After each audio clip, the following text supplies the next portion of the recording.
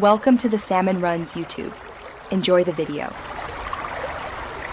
Start by confirming your iPhone runs the latest iOS and connect it to power.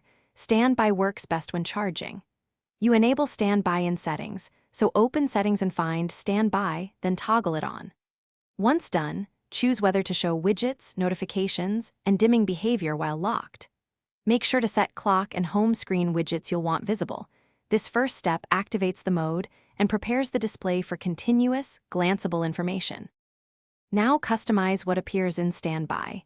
Tap Customize and add clock faces, smart stack, and third-party widgets so you get the information you need at a glance. You can also set auto-lock behavior. Adjust auto-lock to never while charging if you need continuous display. Otherwise, keep it short to save energy. Also configure focus or do not disturb so notifications won't overwhelm the screen. These steps control both the visual layout and the interruption behavior while Standby is active.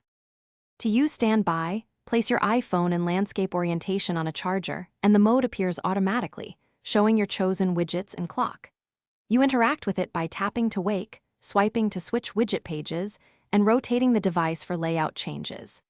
If Standby fails to appear, restart your iPhone and confirm Standby and widget settings in Settings.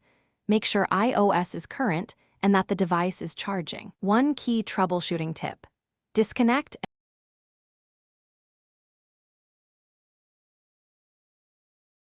Thanks for watching. Consider subscribing if we helped you.